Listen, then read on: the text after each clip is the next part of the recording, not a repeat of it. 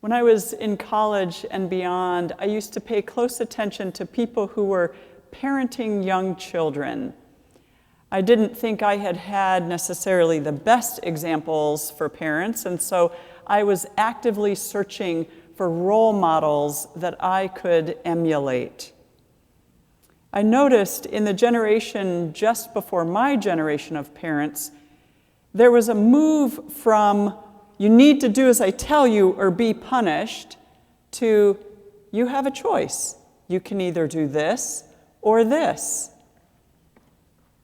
Now, some of the choice parents still resorted to punishment in the end, but the idea was that if you give a child a choice, they are less likely to disobey you.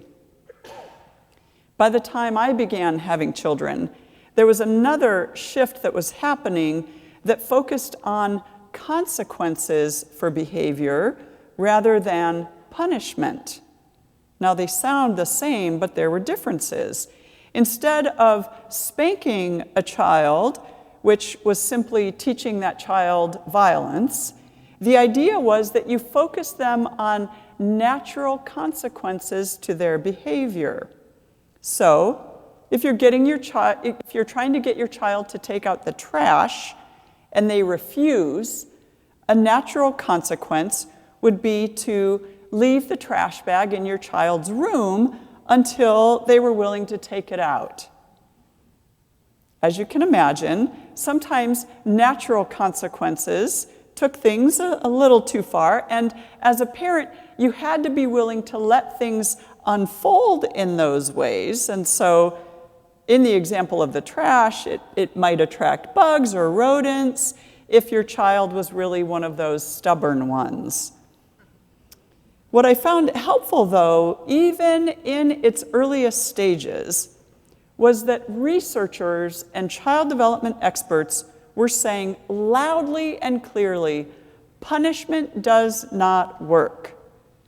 Instead of helping a child learn and grow, it instills instead a sense of fear, shame, guilt, embarrassment, and sometimes even anger. How can a child be encouraged to make mistakes, which is actually how they learn, while still being held accountable in some way and able to learn from their mistakes? That's part of what my generation of parents was trying to figure out when trying to do natural consequences instead of just punishment. Why is it that when it comes to so-called crime, which has to be questioned in itself because it has risen drastically with the increase in policing, we've become comfortable with and even supportive of punishment and inhumane treatment and even vengeance or retribution in some cases? We used to have a barrier between children and adults in this country where if a child did something that was against the law, they had to be punished as a child because everyone knew their frontal lobes had not yet connected. Now, we will rush to try them as adults if the perceived crime is bad enough. So we take a 15-year-old and lock her up for life because she kills her father for abusing her and trying to kill her. We love to hear when someone is convicted of a crime and then locked up. It feels like justice. But when you have a system that from its origin is designed to keep white people safe from harm by black people, there is no justice in it for anyone. When slavery became illegal, incarcerating black people was a way to continue to control and own them. 2 weeks ago, we talked about what defunding the police entails, and then last week we talked about what the abolish movement is about. This week, we are looking more deeply at the connection between policing and punishment and prisons, because they are closely connected. Reverend Dr. William Barber is the national co-chair of the Poor People's Campaign, and he has articulated a vision along with a huge collective of folks across the country that is, as they call it, a national call for moral revival. At the heart of their call for a moral revival is getting governments at the local, state, and federal levels to pass moral budgets. Moral budgets put people over profits and ensure that every person has access to food, housing, medical care, mental health care, clean drinking water, education, and jobs. When Dr. Barber does his speaking, he frequently refers to this text in Luke that Barb read this morning. He says, there is no need for people to wonder about what Jesus' ministry was about. Jesus made it clear right from the beginning what he came to do. The Spirit was upon Jesus, and Jesus came to preach good news to the poor, release for the prisoners, liberation for the oppressed, sight for those who are blind. As people of faith, that is the very same ministry to which we are called. The idea of releasing the prisoners is as terrifying to most people as the idea of abolishing the police. The only way people who live in the United States can justify the way we are locking people into cages and even putting them into solitary confinement for days, weeks, months, and years is if you buy into the story, that old story, that those we have put into cages are animals and not human beings. Not human beings with families and friends and communities and faith communities. If you buy into the idea that those in cages are animals, then of course you would either be terrified at the thought of their release or simply of the opinion that they deserve whatever they get. Jesus refused to see anyone that way. Jesus lived as though every person could be redeemed and restored to community. Now, we've read the stories. We know that not everyone chose to be redeemed and restored. But it wasn't Jesus refusing to believe it was possible. Some people argue here that Jesus didn't mean real prisoners, but any person who was imprisoned by some psychological or social ill. The word in Greek for prisoner, though, was very specific. It was a person taken captive by sword. In our day, we've simply exchanged the sword for a gun. One of the connotations, as you look deeper into the Greek, which in some ways seems to fit our culture, is that of a prisoner of war. While our government has spun what is going on as a war on drugs and then a war on gangs, the reality is that for decades, it has been a war on black and brown communities and neighborhoods.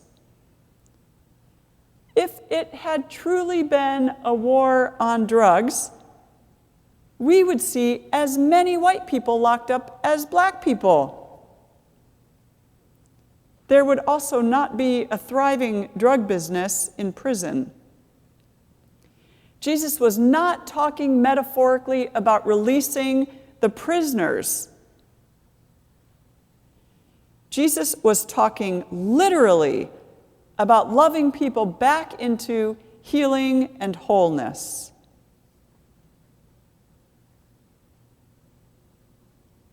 Prisons, punishment, and policing are all tied together and dependent upon one another.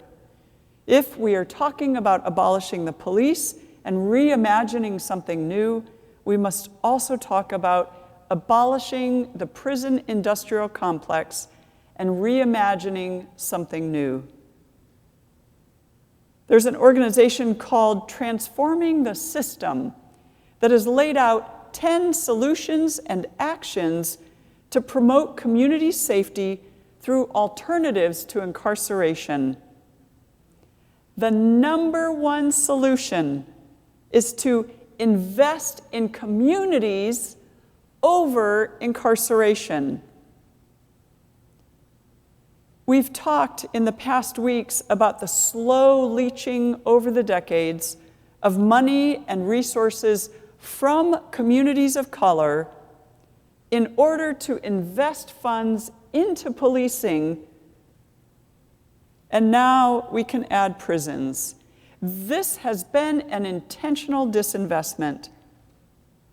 The only way to increase public safety is to put the money back where it belongs, which is investing in communities of color and Black communities specifically. The action that goes along with this solution that's listed is this. The president should draft an executive order based on the executive authority to set prosecutorial priorities and to manage the federal prison system, directing federal law enforcement agencies to prioritize policies and practices that reduce incarceration and prioritize community investment over imprisonment as a strategy for ensuring public safety.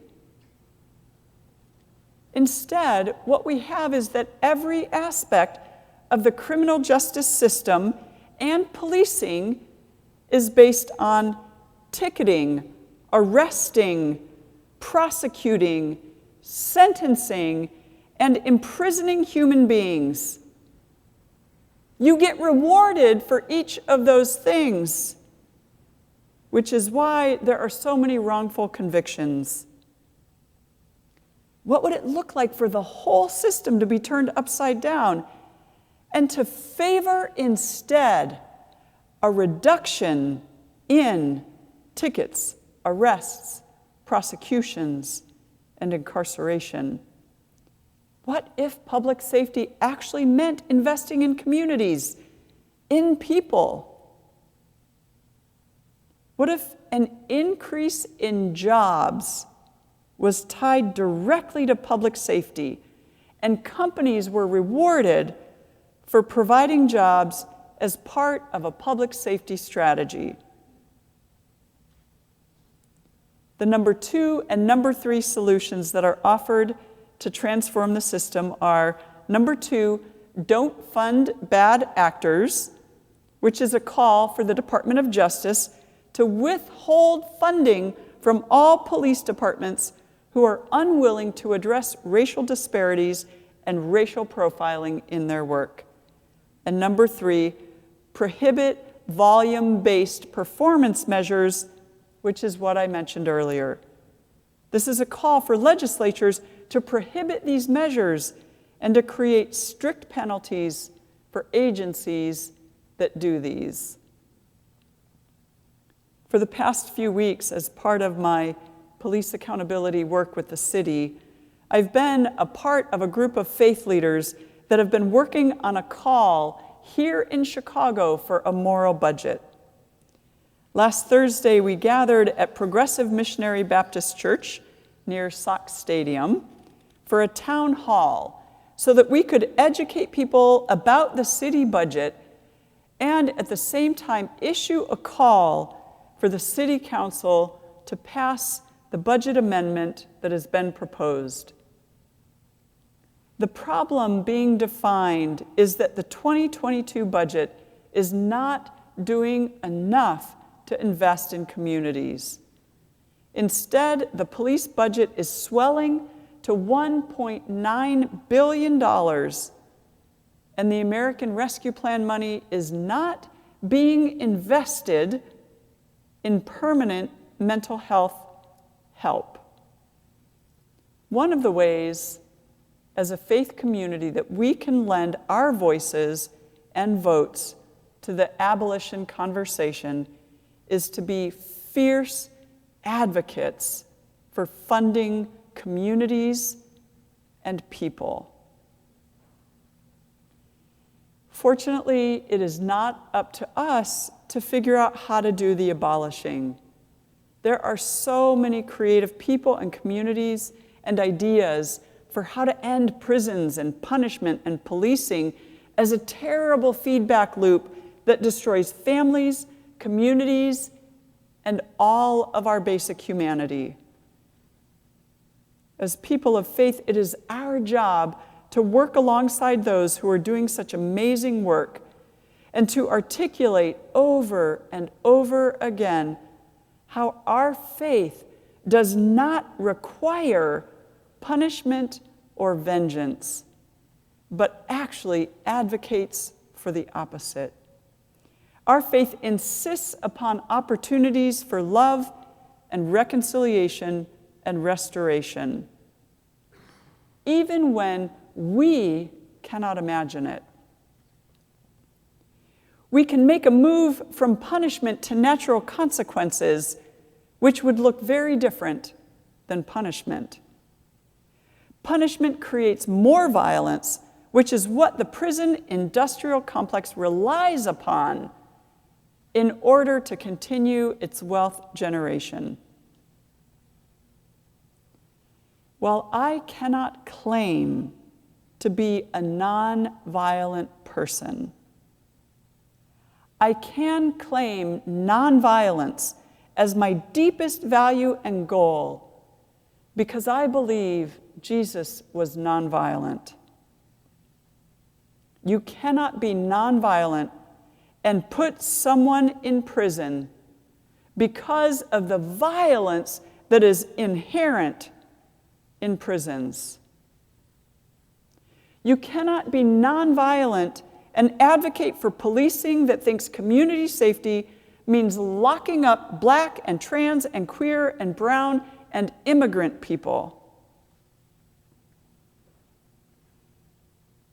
Following Jesus is not easy because it demands that we do things that go against our reptilian brains. Our reptilian brains simply want vengeance, revenge, punishment, anything to make us feel not afraid. Once we know better, it is incumbent upon us to add our voices and our votes to changing what has been from its very inception an unjust system. We can't pretend we don't know. We can't pretend we don't know there are people in cages. We can't pretend we don't know that solitary confinement is a thing. We can't pretend we don't know about the horrors that people experience in prison. How often in Jesus' public ministry did he advocate for punishing someone?